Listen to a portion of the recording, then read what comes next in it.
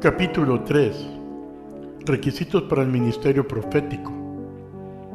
¿Estás calificado para el ministerio profético? 1 Corintios 6:11. La palabra nos enseña que el ministerio de los dones del Espíritu Santo es para todos los creyentes, según 1 Corintios capítulo 12, versículo 7. Pero ¿en qué punto estamos listos para ministrar en los dones del Espíritu Santo y en particular en el don de profecía? ¿Qué nivel de madurez debemos de tener antes de considerar que estamos preparados para lanzarnos a ministrar? ¿Qué profundidad de sanidad y llenura debemos de tener para poder ministrar a los que están pasando por las mismas necesidades?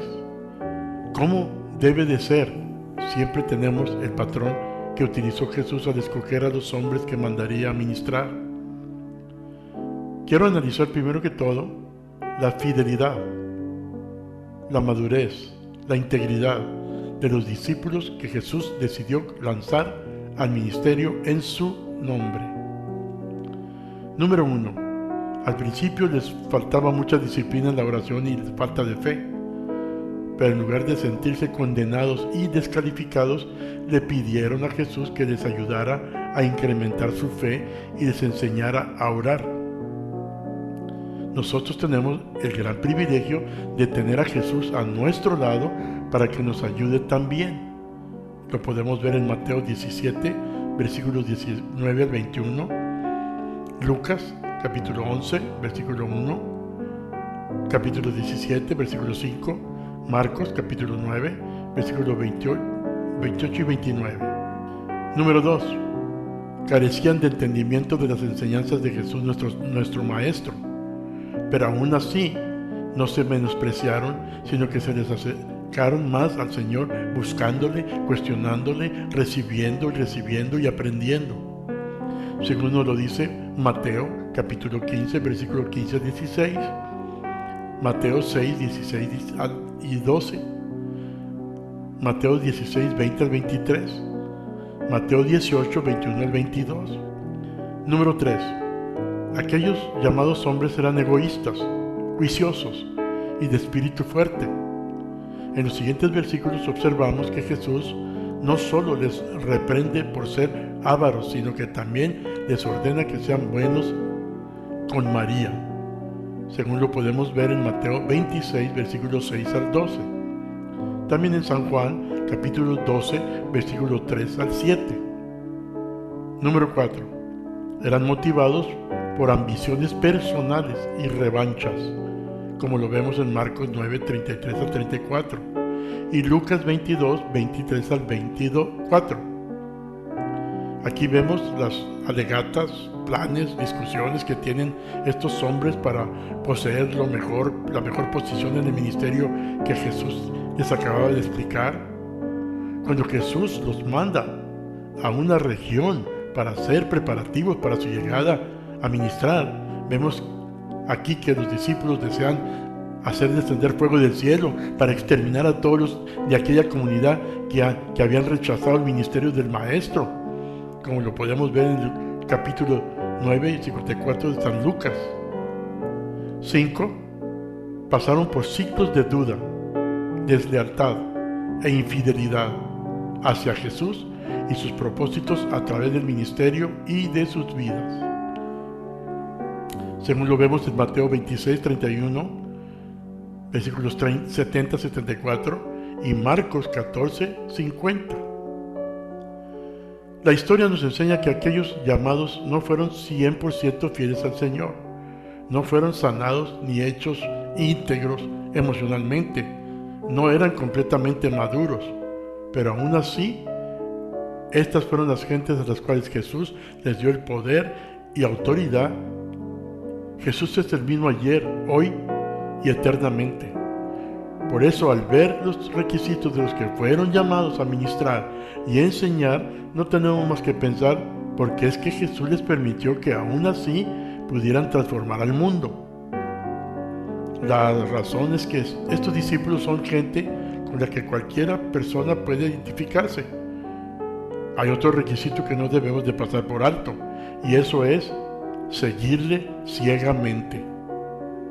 Podremos alcanzar todas las promesas y propósitos que Él nos requiera cuando dejamos que Él sea el que nos transforme completamente por medio del fuego de su avivamiento. Por eso los líderes que rechazan al avivamiento serán muy difícil que tengan el éxito que otros están teniendo en todos los aspectos, y sobre todo, si lidereas una iglesia pequeña, tienes la misma posibilidad de ser exitoso como el que tiene un ministerio grande. Todo esto es posible si dejas que Jesús sea el que haga las cosas y así primero que todo te transformarás en pescador de hombres, según Marcos 4:19. Si obedeces al Señor sin preguntas, así como lo hicieron los discípulos que no hicieron ninguna pregunta, sino que simplemente dejaron sus redes y le siguieron. Creo que uno de los sonidos más dulces que produzca el gozo al Señor es el sonido de las redes que caen por todo el mundo, seguido cuidadosamente por los pasos de aquellos que deciden seguirle ciegamente. En épocas tremendas que también sufrieron muchas necesidades. En pocas palabras, quiero preguntarte, ¿qué es lo que te detiene de entregarte a Jesús sinceramente para que crezcas en el Espíritu y en el ministerio? 1. ¿Te falta la fe? Entonces, confiésalo al Señor y Él te incrementará tu fe como nunca lo imaginaste. 2. ¿Sientes que no tienes suficiente sabiduría en la doctrina y en las Escrituras? Si es así, entonces pídele al Señor que te enseñe y te dé sabiduría. Continúa escudriñando la Escritura. Si hay un nivel básico y necesario para poder ministrar las verdades de Dios, pero tampoco tienes que tener un doctorado para poder ser usado por Dios. Personalmente, yo sostengo doctorado y me he dado cuenta que los secretos de Dios me los ha enseñado el Espíritu Santo a través del tiempo y sobre todo en el fluir del avivamiento del Espíritu Santo y no en los estudios que adquirí. Continúa estudiando y anhelando siempre estar aprobado. Segundo Timoteo 2:15. Pero no descartes la posibilidad de que Dios no te use por el simple hecho de no tener profundidad en la Escritura. 3. Necesitas más madurez en el desarrollo de tu carácter. Hay áreas de tu carácter que todavía no han sido perfeccionadas. Esto es igual y verdadero en la vida de todos los que ministran. Él continuará moldeando tu carácter. La administración del Espíritu Santo continuará haciendo la obra y transformándonos en conformidad a la naturaleza de Cristo. 2 Corintios 3:18. Escoge cooperar con Él en lugar de resistirle en todo. Deja que te moldee y transforme tu carácter, de acuerdo a Romanos 12:2. En ningún momento pienses que debes ser perfecto para que la mano de Dios te use. Eso es lo que hizo con sus discípulos. Y lo mismo hará contigo si tú le permites y no te crees sabio o no te dejas engañar por el enemigo con mentiras en tu alma. Pasas por lagunas de duda, deslealtad e infidelidad al Señor y sus propósitos a través de tu vida. Entonces, deja que su mano poderosa te transforme, así como lo hizo con Pedro cuando fielmente le engañó. Según San Juan 21:15-19. Jesús no descalificó a ninguno de sus discípulos por razones expuestas aquí, y tampoco te descalificará a ti si tienes un corazón dispuesto y sincero, deseoso de ser obediente y al alcance de Él. Dios te usará. La madurez y el ministerio profético, según Efesios 4:11-13. En un libro escrito por un poderoso líder, C.L. Lewis dijo: es muy difícil que un huevo se transforme en un ave, pero sería más difícil ver aquel pájaro que se enseña a volar sin salir del huevo. Todos somos como ese huevo en el presente, y no siempre vamos a permanecer como huevos.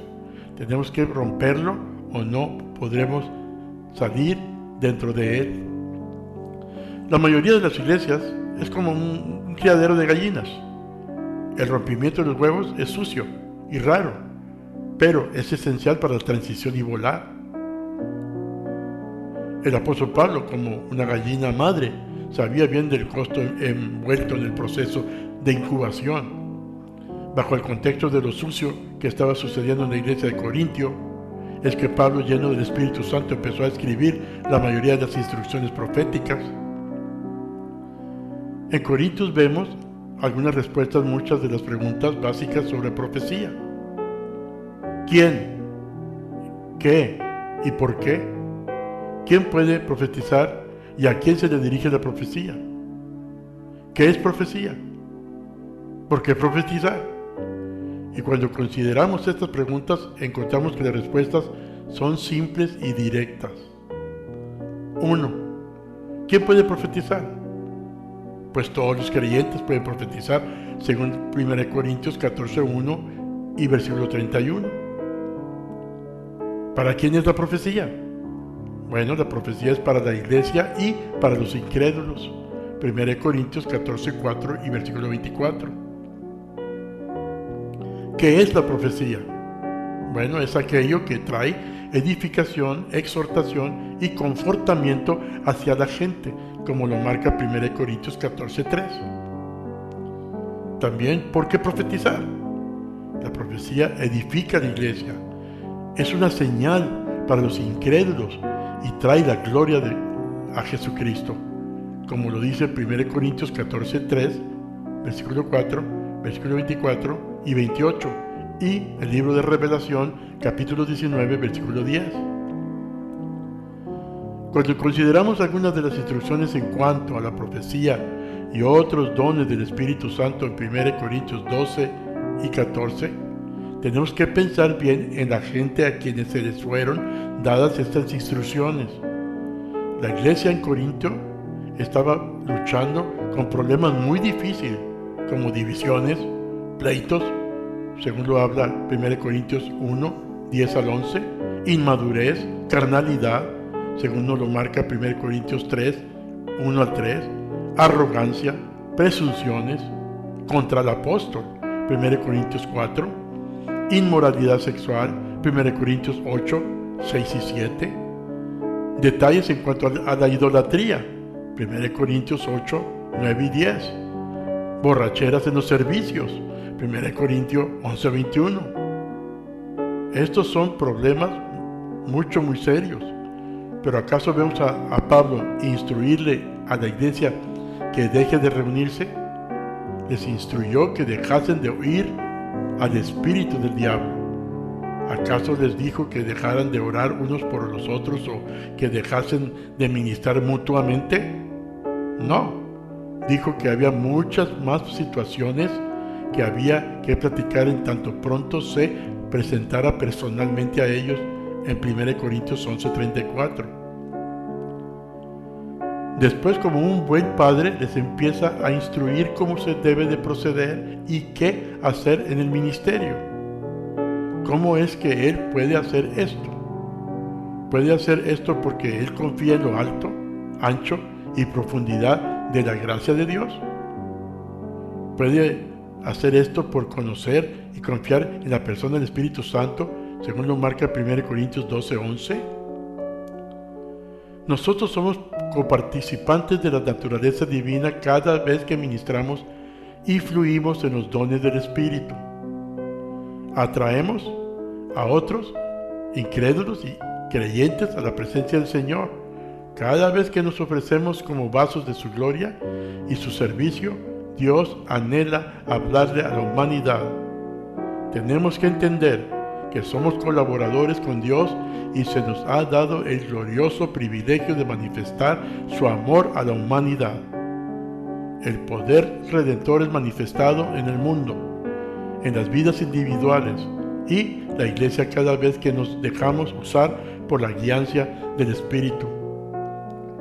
Cuando así lo hacemos, mediante la profecía, estamos dando testimonio de Jesús, o el mismo Espíritu da testimonio del Señor por medio de nuestros labios, como nos lo dice Revelación 19:10. Dijo que la iglesia tenía un parecido a una incubadora. Así podemos hacer la pregunta eterna: ¿qué vino primero, la gallina o el huevo? Usando esta analogía, preguntémonos: ¿qué viene primero, el ministerio o la madurez? Los versículos de Efesios 4 al 11 al 12 han sido trompeteados suficiente en la iglesia del Señor en los años recientes. Pensemos en los ministerios que han sido dados a la iglesia: el apóstol, los profetas, los evangelistas, los pastores y los maestros, que tienen el privilegio y propósito de edificar y equipar a la iglesia para el ministerio. Más adelante vemos que en el versículo 16, que haciendo la obra del ministerio es parte vital para el proceso de madurez de los santos. ¿Cuáles son entonces algunos de los propósitos que se llevan a cabo a través del ministerio? Varios son mencionados en el libro de Efesios, capítulo 4, versículos 16 y 11 al 16. 1. El cuerpo de Cristo es edificado. Versículo 12. Somos más entregados a la unidad de la fe. Versículo 13. Somos guiados hacia una profundidad sobre el Hijo de Dios. Versículo 13. Maduramos en Cristo. Versículos 13, 14.